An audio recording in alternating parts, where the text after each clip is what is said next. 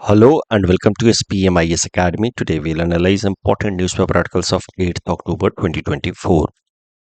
Please note you can download the PDF version of today's newspaper analysis by clicking the link here in the comment section. This is the list of the topics that we'll be covering from today's newspaper. First article is about currency swap agreement with Maldives. This topic is important from our syllabus GS Paper 2 International Relations point of view. सबसे पहले समझते हैं क्या होता है currency swap agreement. तो लगभग 3-4 महीने पहले हमने ये करेंसी स्वैप एग्रीमेंट का कॉन्सेप्ट देखा था जब भारत ने श्रीलंका के साथ इस तरीके का एक एग्रीमेंट साइन किया था। वापस से अब भारत ने मालदीव के साथ ये करेंसी स्वैप एग्रीमेंट साइन किया है। तो एक बार रिवाइज कर लेते हैं करेंसी स्वैप एग्रीमेंट क्या होता है और फिर हम लोग करंट कॉन्टेक्स्ट पे आएंगे। देखिए, करेंसी स्वैप एग्रीमेंट दो देशों के बीच में जनरली साइन होती है जिसमें एक देश balance of payment crisis face कर रहा होता है या फॉरेक्स रिजर्व क्राइसिस फेस कर रहा होता है। In general balance of payment crisis या फॉरेक्स रिजर्व क्राइसिस का मतलब है कि उस देश के पास बहुत ज़्यादा कोई हार्ड करेंसी बची नहीं है इंटरनेशनल ट्रेड कंडक्ट करने के लिए, इम्पॉर्टेंट एसेंशियल आइटम्स इंपोर्ट करने के लिए। ऐसे हालत में जब कोई एक देश balance of payment crisis face कर रहा है, फॉरेक्स रिजर्व की क्राइसिस फेस कर रहा है, तो फिर वो किसी दूसरे फ्रेंडली कंट्री के साथ करेंसी स्वैप एग्रीमेंट साइन करता है, जिसके हिसाब से जो फ्रेंडली कंट्री है, जो इस केस में भारत है, वो उस कंट्री को जो अभी ट्रबल फेस कर रहा है उसको कुछ फॉरेन करेंसी देता है आज loan in terms of hard currency like dollar, Euros. और साथ ही साथ एग्रीमेंट में ये भी कहा जाता है कि जो रिसीवर कंट्री है वो सम फ्यूचर डेट में पैसा वापस करेगा, but not in the hard currency जिसमें उसको पैसा मिला है, but in its own local currency. तो एक बार एग्जाम्पल की मदद से समझते हैं। भारत ने श्रीलंका के साथ करेंसी स्वैप एग्रीमेंट साइन की जिसमें भारत ने श्रीलंका को बैलेंस ऑफ पेमेंट क्राइसिस से बचाने के लिए $400 मिलियन का एक फंड क्रिएट किया जो श्रीलंका लोन के तौर पे ले सकता है और श्रीलंका को यह पैसा वापस करना है, but not in dollars but in its local currency that is Sri Lankan रुपया। So this is how currency swap agreement between India and Sri Lanka was signed in order to help Sri Lanka to address the challenge faced by its economy due to BOP crisis या currency crisis. तो एक बार read कर लेते हैं। Currency swap agreement is a loan given in one currency but it is paid back in another currency. For example, India and Sri Lanka had a currency swap agreement जहाँ पे the loan was given in dollars but it will be paid back by Sri Lanka in its own domestic currency that is Sri Lankan rupee. इसीलिए इसको कहा जाता है currency swap agreement because here the currency is changed या swapped when it is returned back. तो currency swap agreement से एक फायदा तो हो गया कि ये जो रिसीवर कंट्री है उसको बैलेंस ऑफ पेमेंट क्राइसिस से बचाता है। दूसरा, ये करेंसी रिस्क से भी बचाता है। करेंसी रिस्क का कॉन्सेप्ट हम लोग इकोनॉमी की क्लास में देखते हैं जब हम लोग external borrowing versus domestic borrowing को कंपेयर करते हैं। तो वहाँ मैंने आपको सिखाया है कि जब भी कोई एक देश बोरो करता है फ्रॉम फॉरेन मार्केट और जब बोरो करने के वक्त जो एक्सचेंज रेट चल रहा है, बाद में पैसा लौटाने के टाइम में अगर डोमेस्टिक करेंसी कमज़ोर हो जाती है तो उस केस में the principal amount of the loan increases. For example, India suppose borrowed $100, but जब बोरो किया था तब उस टाइम में $1 बराबर चल रहा था ₹50। तो टेक्निकली भारत सरकार को मिला ₹5000। लेकिन मान लीजिए लोन लौटाते टाइम में $1 बराबर हो गया ₹60, तो अब भारत सरकार को रुपए में टेक्निकली कितना लौटाना होगा? ₹6000, जो डॉलर में होगा $100 ओनली। तो principal amount is $100 only, but in rupee Indian government received earlier 5000 but now it has to return 6000। तो इस तरीके का जो नेगेटिव इम्पैक्ट होता है increase in the borrowing amount because of weakening of local currency. इसको कहा जाता है currency risk. But currency swap agreement में जो रिसीवर कंट्री है वो करेंसी रिस्क से भी बच जाता है, क्योंकि एक्सचेंज रेट पहले ही फिक्स कर दिया जाता है कि आपको इसी रेट पे पैसा वापस करना है। The rate are fixed in advance only, so that even if there is fluctuation in the exchange rate, it will have no impact overall in the loan amount that has to be returned back. अब आते हैं on the concept of SARC currency swap framework।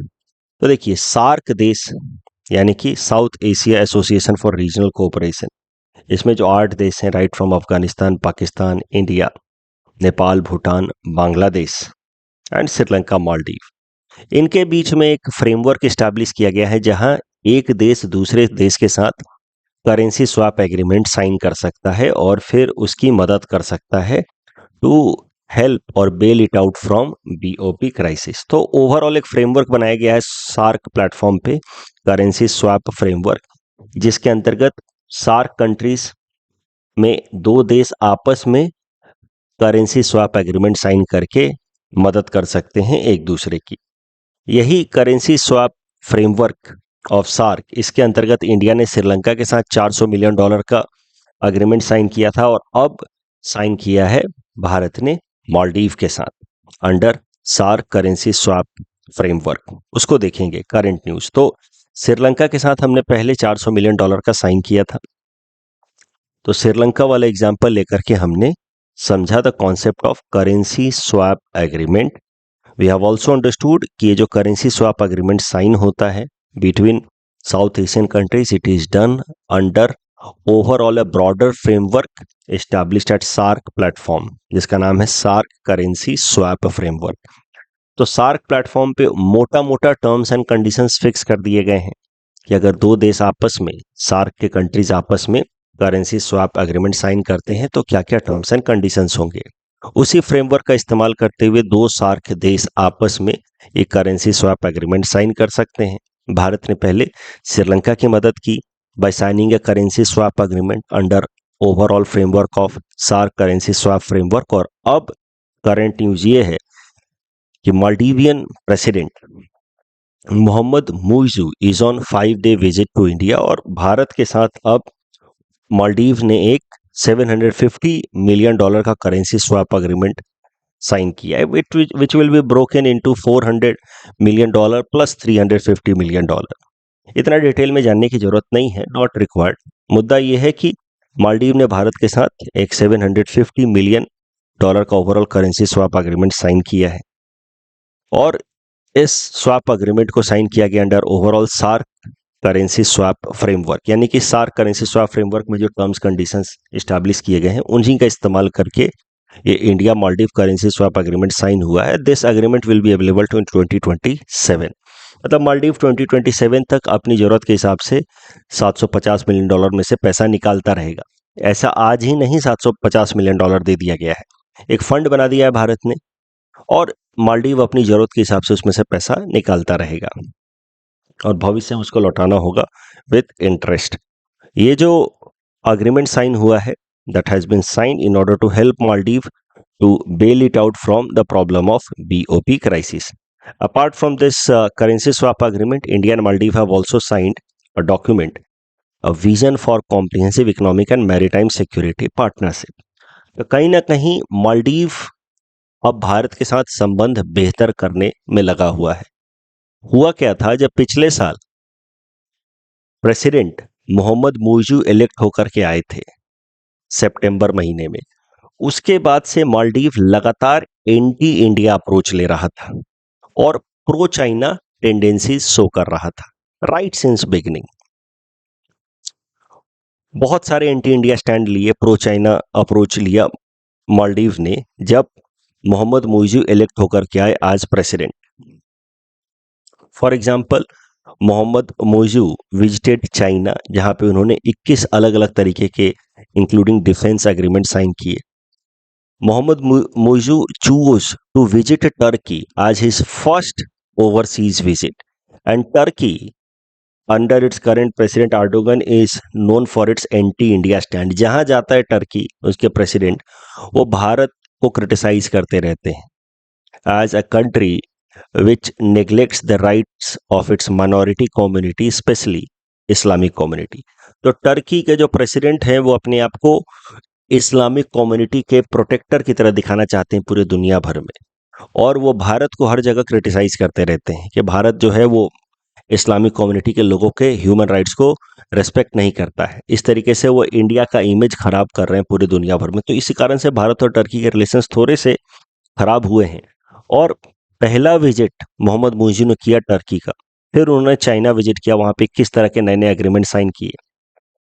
जो पुरानी सरकार थी मालदीव की, under president ईबू सोली, वो pro India government थी, और भारत के 80 एयरफोर्स पर्सनल जो हैं वो मालदीव में स्टेशनड थे in order to give training to the Maldivian air force. लेकिन जैसे ही मोहम्मद मुइज़ू पावर में आए, इन्होंने भारत सरकार को कहा कि आप अपने जो भी मिलिट्री पर्सनल्स हैं उनको मालदीव से वापस बुला लें, इवैक्यूएट कर दें। तो कहीं ना कहीं ये सीधा सीधा इंडिकेशन था कि Maldives does not want to have good ties with India. Maldives ने इंपॉर्टेंट पैक्ट्स भारत के साथ थे वो स्क्रैप कर दिए, खत्म कर दिए, including a water survey agreement that India and Maldives had signed. मिल करके हम लोग ये सर्वे करेंगे। तो कहीं ना कहीं स्टार्टिंग में लगभग 6-8 महीनों तक तो मोहम्मद मुइज़ू काफी pro China anti India stand रखा। उसी कॉन्टेक्स्ट में एक और इवेंट हो गया। जनवरी महीने में हमारे प्रधानमंत्री नरेंद्र मोदी जी ने लक्षद्वीप विजिट किया, लक्षद्वीप आइलैंड्स, और वहां पे उन्होंने अपने फोटो शेयर किए on X in order to promote tourism in Lakshadweep, कि भारत के लोग जो हैं वो इंडियन आइलैंड लक्षद्वीप पे भी टूर करें, जिससे लक्षद्वीप की लोकल इकोनॉमी को फायदा हो। अब जब उन्होंने ये फोटो ट्वीट किया तो मालदीव के एक मिनिस्टर ने मजाक उड़ा दिया कि अरे लक्षद्वीप में है क्या, Lakshadweep is nothing in front of Maldives, ऐसा कुछ ऑफेंसिव रिमार्क्स दे दिया। नतीजा ये हुआ कि भारत में एंटी मालदीव सेंटिमेंट राइज हो गया, और एक ट्रेंड चलने लगा सोशल मीडिया प्लेटफॉर्म्स पे, बॉयकॉट मालदीव, कि मालदीव कोई विजिट नहीं करेगा, ना हम विजिट करेंगे, ना मालदीव को फॉरेक्स रिजर्व की कमाई होगी। अब मालदीव की इकोनॉमी जो है वो मेनली रिलाई करती है ऑन टूरिज्म, टूरिज्म से उनको फॉरेक्स रिजर्व मिलता है, और भारत के टूरिस्ट जो है वो मेनली कंट्रीब्यूट करते हैं, लगभग 28 से 30% जो उनका फॉरेक्स रिजर्व फ्रॉम टूरिज्म आता है वो अकेले भारत से आता है। और भारत के टूरिस्ट ने बाइकआउट कर दिया because of offensive remarks by Maldivian minister. उसके अलावा मालदीव कई सारे एंटी इंडिया स्टैंड तो ले ही रहा था। नतीजा ये हुआ कि मालदीव के अंदर हो गए फॉरेक्स रिजर्व क्राइसिस, और अब मालदीव ने अपना धीरे से स्टैंड जो है वो काफी मॉडरेट कर लिया है भारत के प्रति। तो इंडिया तो रेडी था ही कि ठीक है मालदीव के साथ अच्छे रिलेशंस बनाने हैं, क्योंकि इंडिया नोज कि मालदीव का जो लोकेशन है वो काफी सिग्निफिकेंट है, स्ट्रैटेजिक इंपॉर्टेंस को ध्यान में रखते हुए अगर बात की जाए तो। Maldives is located in Indian ocean, it is hardly 70 nautical miles away from India's western coast. So considering its location, Maldives is very important for India's security calculus. You know कि Indian Navy aspires to become a blue water navy in Indian Ocean. मतलब हम चाहते हैं कि हमारी presence Indian ocean में भरपूर हर जगह बनी रहे, और उसके लिए ज़रूरी है कि इंडियन आइलैंड कंट्रीज़ के साथ भी हमारे रिलेशंस अच्छे हों, वहाँ पे हमारे इंडियन नेवी के शिप्स जो है वो डॉक कर सकें, पोर्ट कर सकें। तो इस कारण से since India wants to keep Indian Ocean as its backyard for its navy, maintaining good ties with Indian Ocean island countries are important, and that is why India wants to maintain good ties with Maldives. उसके अलावा India wants to establish coastal radar system in Maldives, ताकि हम Indian ocean में होने वाली तमाम activities पे नजर रख सकें। तो सिक्योरिटी सर्वेलेंस के पर्सपेक्टिव से भी मालदीव इज इंपॉर्टेंट। यहाँ पे अगर मान लीजिए कोस्टल रडार सिस्टम लगा देते हैं तो इस रीजन में जो भी एक्टिविटीज होंगी उस पे हम नजर रख सकते हैं। तो 9/11 आई एम सो सॉरी, जो भारत के अंदर 26/11 अटैक हुआ था, जो नवंबर महीने में 2008 में टेररिस्ट अटैक हुआ था मुंबई में, वो सी रूट के थ्रू ही हुआ था। इस तरह के टेररिस्ट अटैक दोबारा ना हो, इसके लिए कोस्टल सर्विलेंस जरूरी है, और कोस्टल सर्विलेंस के लिए इंडिया रडार सिस्टम स्टैब्लिश करना चाहता है। उसके लिए मालदीव इंपॉर्टेंट है। Plus China factor, China through its belt and road initiative is building series of ports in Indian ocean, जैसे right from Kyaukphyu port in Myanmar to Hambantota port in Sri Lanka to Male port in Maldives to Gwadar port in Pakistan. तो because of its series of ports being built in Indian ocean, ऐसा speculation है कि China is trying to encircle India in Indian ocean, Bharat को घेरने की कोशिश कर रहा है। और इसी स्ट्रैटेजी ऑफ इनसर्कलमेंट, जिसको चाइना ने कभी ऑफिशियली एक्सेप्ट नहीं किया है, वो नहीं कहता कि हम भारत को घेरने की कोशिश कर रहे हैं इंडियन ओशन में, बट सिक्योरिटी एक्सपर्ट्स का मानना है कि चाइना भारत को घेरने की कोशिश कर रहा है इन इंडियन ओशन, और उसी कॉन्सेप्ट को नाम दिया गया स्ट्रिंग ऑफ पर्ल्स। तो स्ट्रिंग ऑफ पर्ल्स का जो कॉन्सेप्ट है, इसको ब्रेक करने के लिए जरूरी है कि हम इंडियन ओशन कंट्रीज के साथ अच्छे रिलेशंस बनाए रखें, ताकि चाइना का any tendency to encircle India in Indian Ocean successful ना हो पाए। तो for that reason also Maldives is important for India. तो मालदीव ने जैसे अपने तेवर बदले, हमने कहा ठीक है यार, पुरानी चीजों पे मिट्टी डालते हैं, लेट्स स्टार्ट फ्रेश। कुछ पैसा चाहिए, पैसा ले लो, लेकिन let us start fresh and let us develop stronger ties because of the security calculus that India has in Indian Ocean, where Maldives is important in overall such goals.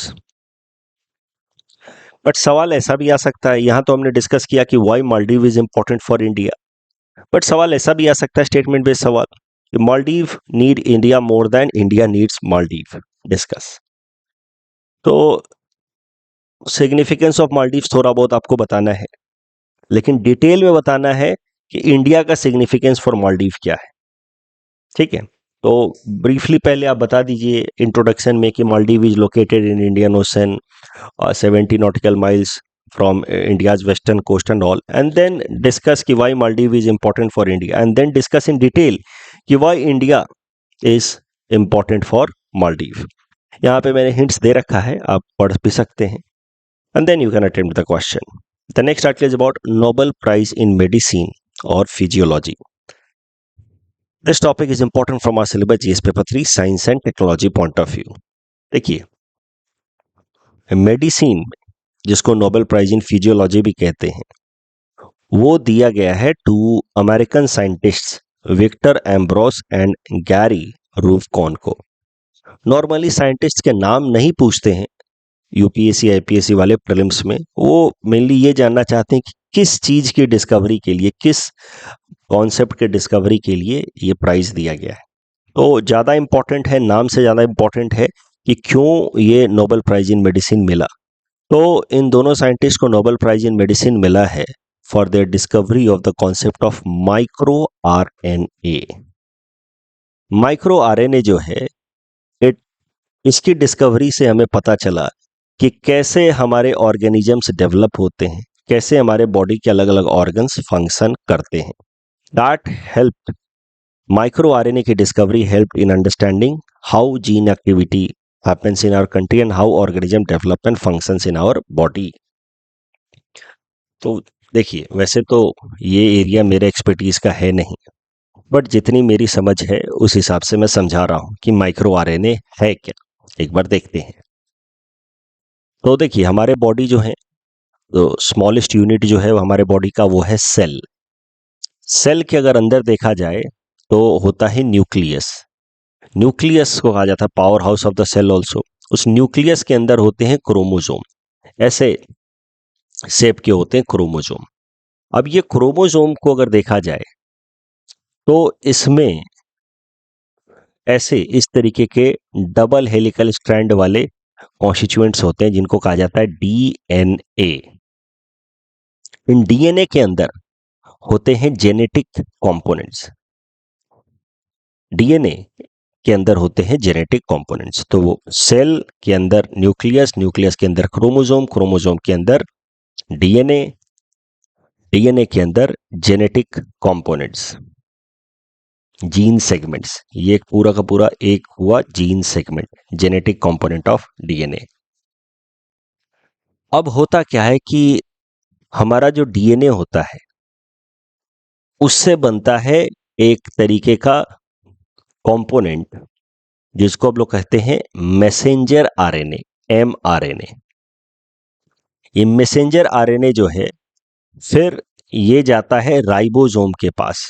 Ribosome हमारे body के cell के अंदर ही होता है but outside the nucleus, और ribosome में जाकर के ये मैसेंजर आरएनए कन्वर्ट होता है इनटू प्रोटीन या सिग्नल प्रोटीन, और वो सिग्नल प्रोटीन फिर बॉडी के अलग अलग सेल्स के पास पहुंचता है, जिसकी मदद से बॉडी का एक सेल दूसरे सेल के साथ इंटरैक्ट कर पाता है।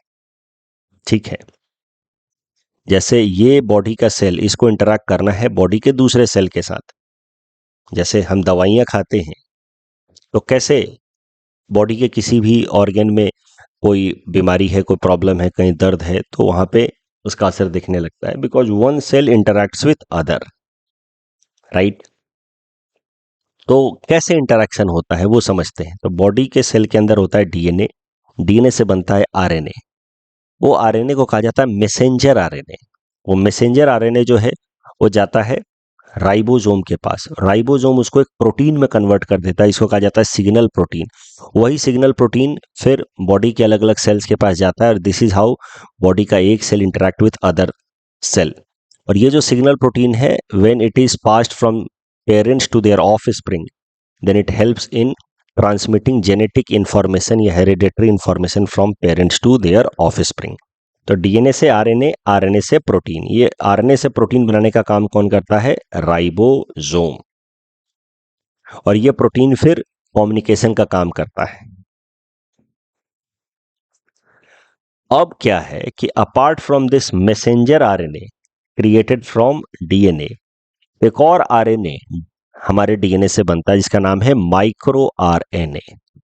और माइक्रो आरएनए का काम होता है कि इस मैसेंजर आरएनए के साथ अटैच हो जाए, और मैसेंजर आरएनए को वो बाइंड होने के बाद वो लिमिट करे कि उतना ही अमाउंट में प्रोटीन बने जितनी जरूरत है, और उसी नेचर का प्रोटीन बने जितनी जरूरत है। जरूरत से ज्यादा प्रोटीन ना बने।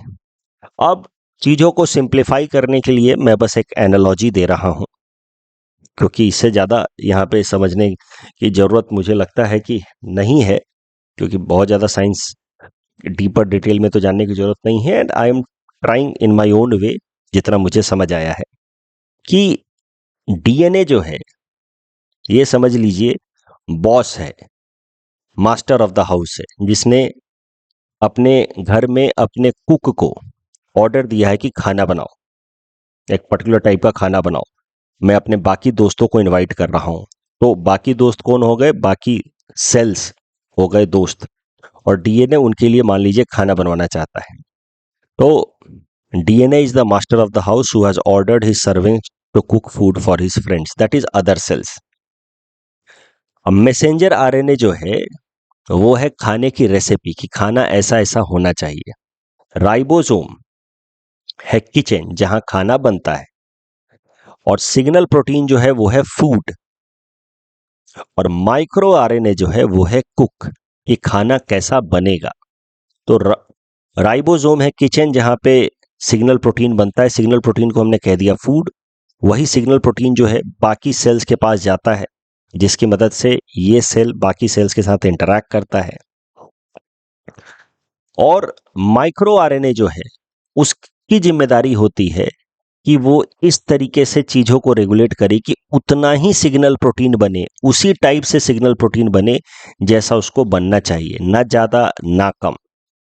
तो जैसे अगर कुक गलती करे तो खाना खराब हो सकता है, नमक ज्यादा हो सकता है, कम हो सकता है। वैसे ही अगर माइक्रो आरएनए गलती करे, वो ठीक से काम ना करे, तो सिग्नल प्रोटीन जो है वो गलत हो सकता है, and that may lead to development of tumour, cancer. तो डीएनए से निकला messenger RNA. Messenger RNA is a kind of message कि किस तरीके का हमें सिग्नल प्रोटीन चाहिए। लेकिन डीएनए से ही निकलता है माइक्रो आरएनए, जो इस सिग्नल प्रोटीन के फॉर्मेशन को रेगुलेट करता है कि उतना ही सिग्नल प्रोटीन बने, उसी टाइप का बने जैसी जरूरत है। So now I hope you understand कि micro RNA helps in understanding gene activity, it regulates how organism develop and function and how one cell interacts with another. इस डिस्कशन के बेसिस पे ये फिल्म्स प्रैक्टिस क्वेश्चन हमने आपको दे रखा है। Please attempt this question and submit the answer in the comment section. The next article is about national wild life week. अच्छा, बाकी किसी स्टूडेंट को ऑफ कोर्स आपका इसमें एक्सपर्टीज होगा, किसी किसी एक स्टूडेंट का। मेरी तो मेडिसिन में, माइक्रोबायोलॉजी में कोई बहुत ज़्यादा एक्सपर्टीज है नहीं। तो अगर आपको और बेहतर कोई या सिंपल तरीका समझ आता है तो आप कमेंट सेक्शन में लिख करके बताइए, जिससे बाकी लोगों को भी अंडरस्टैंडिंग में मदद मिले। I tried in my own way to distinguish between micro and messenger RNA. ठीक है। Next topic is about National Wildlife Week. This topic is important from our syllabus GS Paper 3 Environment point of view. देखिए, हर साल भारत में 2 से लेकर के 8 अक्टूबर तक मनाया जाता है नेशनल वाइल्ड लाइफ वीक।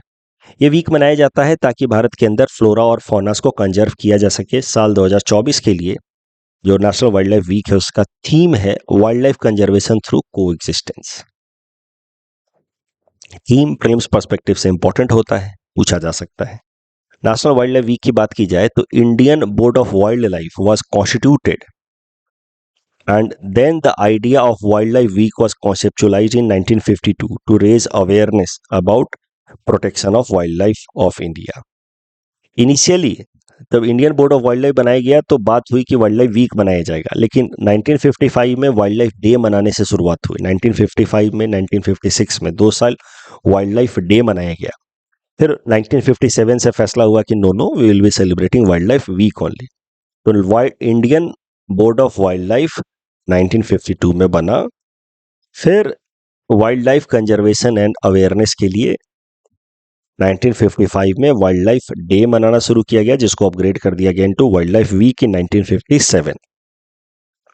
अब असम ट्रिब्यून ने क्या किया कि 2 तारीख से जब से वाइल्ड लाइफ वीक शुरू हुआ है तब से हर दिन किसी किसी इंपॉर्टेंट स्पीसीज के बारे में कुछ इंफॉर्मेशन दिया असम ट्रिब्यून में, in order to celebrate national wild life week. तो पिछले 7 दिनों में 2 से लेकर के 8 तारीख में अलग अलग स्पीसीज जो असम में फाउंड होते हैं उनके बारे में कुछ इंफॉर्मेशन दी गई है। बट 7 में से हम 4 स्पीसीज के बारे में थोड़ा यहाँ देख रहे हैं। These are species found in Assam. बाकी 3 के बारे में जो इन्फॉर्मेशन थे वो कुछ खास नहीं थे। जैसे आज स्नेक के ऊपर था, वो इन्फॉर्मेशन में कुछ भी नहीं था। लेपर्ड के ऊपर था कल, उसके पहले एलिफेंट्स के ऊपर था, तो not much information was there. तो पॉइंट इज कि national wild life week celebrate करते हुए असम ट्रिब्यून ने 7 दिन 7 अलग अलग स्पीसीज के बारे में कुछ इन्फॉर्मेशन दिया। 2 species which are found in Assam. So these species are important from APSC prelims point of view. एक बार जरा देख लेते हैं।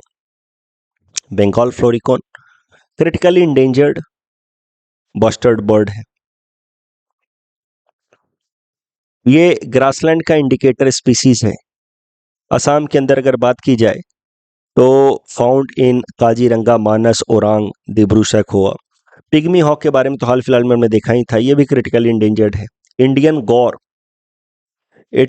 गौर is found in Manas, Raimona, Dihing Patkai, Amchang wild life sanctuary and Himalayan serow. It is known as Dio Sagoli in Assamese, and it feeds on leaves, shrubs, grasses, और इसको schedule 1 state species का protection दिया गया है under wild life protection act. तो ये species थोड़े से इंपॉर्टेंट हैं, इनसे रिलेटेड इन्फॉर्मेशन हमने यहाँ देख लिया। बाकी प्रीलिम्स क्रैश कोर्स में एक बार फिर से इनसे रिलेटेड और इन्फॉर्मेशन देखेंगे। स्पेसीज फाउंड इन असम, जिसको असम ट्रिब्यून में मेंशन किया गया while celebrating national wild life week. तो मैंने इसीलिए पूरे वीक का इंतजार किया कि इस तरह के जितने भी इन्फॉर्मेशन है वो आ जाएं, फिर आखिरी दिन 8 तारीख को हम लोग इसको कवर करेंगे, जो आज कर रहे हैं। इस डिस्कशन के बेसिस पे प्रीलिम्स प्रैक्टिस क्वेश्चन आपको दे रखा है। Please attempt this question and submit the answer in the comment section. The next article is about wild ass population estimation. This topic is at best important from prelims point of view. Indian wild ass, they are found only in little Rann of Kutch and great Rann of Kutch of Gujarat. इनको schedule 1 का protection मिला हुआ under wild life protection act, जबकि they are categorised as endangered by IUCN। In its red data book. हाल फिलहाल में हुआ क्या है कि 10th wild ass population estimation हुआ साल 2024 में। हर 4 साल पे वाइल्ड एज पॉपुलेशन एस्टिमेशन होता है। तो अभी 10th wild ass population estimation हुआ है। इट वाज फाउंड कि the wild ass population has increase by 26%। Earlier 2020 में उनकी पॉपुलेशन लगभग 6000 थी, अब बढ़कर के 7600 हो गई। The data is not important at best. In prelims they can ask questions like कि वाइल्ड एज कहाँ मिलता है या उसकी IUCN स्टेटस क्या है। तो इस टॉपिक के डिस्कशन के बेसिस पे प्रीलिम्स प्रैक्टिस क्वेश्चन हमने आपको दिया है। Please attempt this question and submit the answer in the comment section. जल जीवन मिशन से संबंधित दूसरा स्टेटमेंट गलत है। मिनिस्ट्री ऑफ जल शक्ति को काम दिया गया इसको इंप्लीमेंट करने का इन रूरल एरियाज। तो correct answer would be option 1। यहाँ पे दोनों स्टेटमेंट सही हैं। इको सेंसिटिव जोन्स, अगेन यहाँ पे ये जो दूसरा स्टेटमेंट है वो गलत है। These are prohibited not regulated. So correct answer would be only 3. That's all from our side for today. Thanks for watching.